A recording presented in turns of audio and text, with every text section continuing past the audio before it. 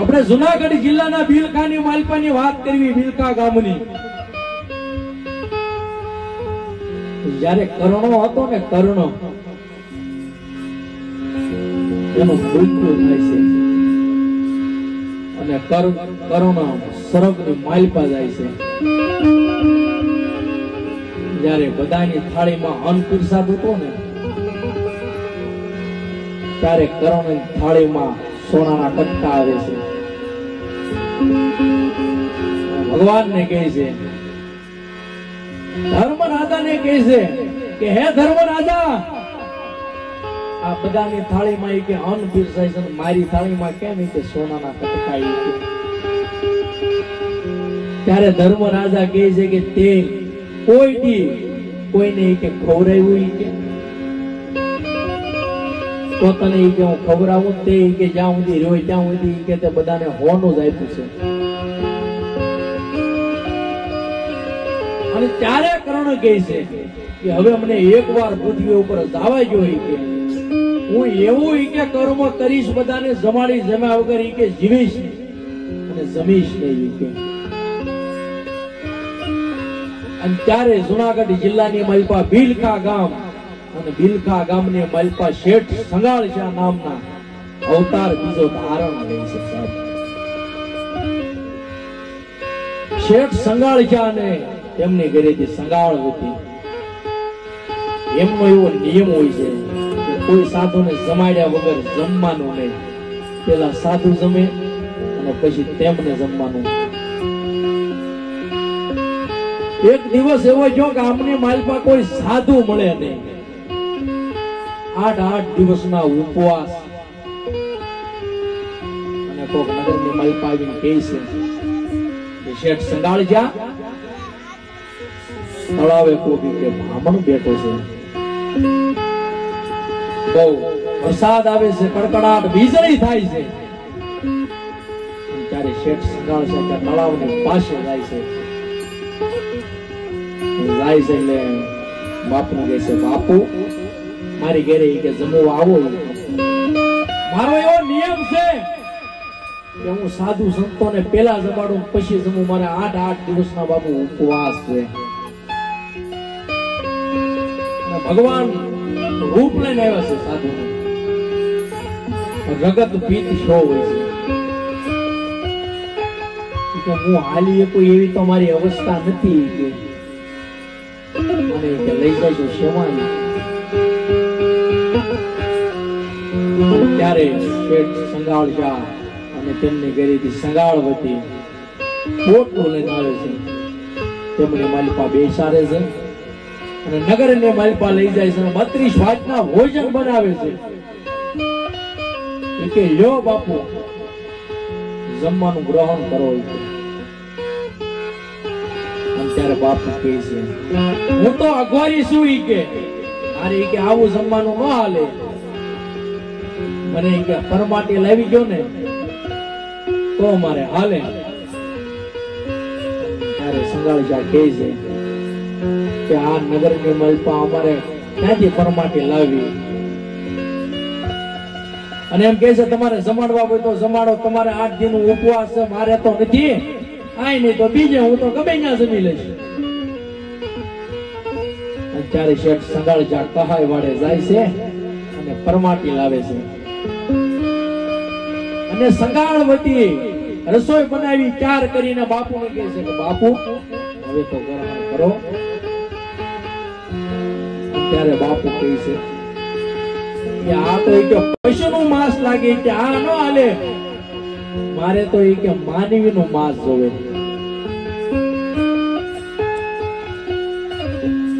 ત્યારે શેઠ સંગાળશા કહે છે કે મને કે મારું કે હાલે. અને સંગાળવતી એમ કહે છે કે મારું માંસ હાલે. ત્યારે બાપુ એમ કહે છે કે જો સ્ત્રી હું તમારું ઓલું કરવું તો કે સ્ત્રી પાપ લાગે મને. અને શેઠ સંગાળશા કહે છે તો મારું કે તમારું લઉં તો મને વિધવા પાપ લાગે. આમાં કરવું હું પાછું. ત્યારે એમ કે છે તમારે કોઈ દીકરો હશે કે હા? અને જ્યારે શેલૈયા નામનો એનો દીકરો હતો અને ભગવાન બીજું રૂપ ધારણ કરીને નિશાળે જાય છે અને અમારી મારી પર ઠેલો હોય છે શેલૈયાને અને એમ કહે છે કે તું ઘરે ન જાતો, તારા મા બાપ તને મારી નાખશે, કોક ભાવો આવ્યો છે ખબરાવી દેશે. અને ત્યારે શેલૈયો કહે છે જો માત પિતા મારા કે કોક સાધુને મારા શરીરમાંથી જમાડતા હોય તો એનથી ઉપર બીજું તો મારે શું જોવે. ત્યારે શેલૈયો મને ઘરે આવે છે અને હાથમાં તલવાર લઈ અને એમના બાપુને કહે છે બાપુ માતા તો એ કે મારા ઓલામાંથી બાપુ જમતા હોય તો હું મારું મસ્તક એમનો કાપી નાખું. અને ત્યારે શેલૈયાનું મસ્તક કાપી નાખે અને ત્યારે શેલૈયાના નાના નાના નાના ટુકડા કરી અને શેઠ સંગાળશા અને તેમના ઘરેથી સંગાળવતી ભોજન તૈયાર કરી અને લાવે છે. કે બાપુ હવે તો કે તમે જમવાનું ગ્રહણ કરો, કે મારે આ ન હાલે, કે હારો હારો માલ હતો એ તો એક બાજુ રહેવા દે, મારે ઈ કે મસ્તક જોવે. ઈ કે મસ્તક તમે ખાંડણીયામાં ખાંડો અને ઈ મને જમવામાં ગ્રહણ કરો. અને તમે નવા દ્રૌપદી હોવ કે નવા કપડા પહેરીને તમારી માલપા એ કોઈ આગની માલપા આસુડું ન આવવું જોવે. ત્યારે સંગાવતી ખાંડણીની માલપા મસ્તક ખાંડે છે.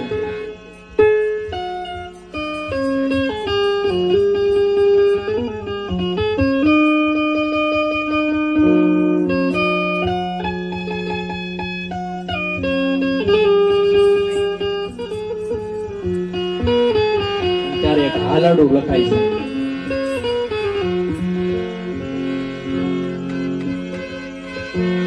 હે મારે હાલડે પડવી હોડ તાલ કુમાર શેલૈયા અમાગોની રે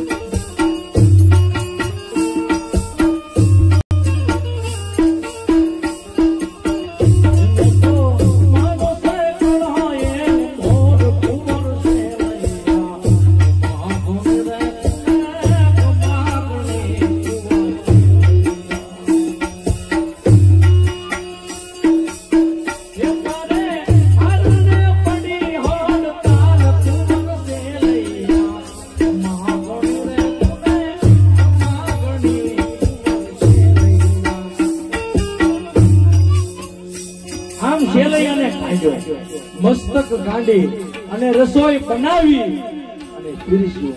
એને બાપુને કીધું, બાપુ હવે તો જમો.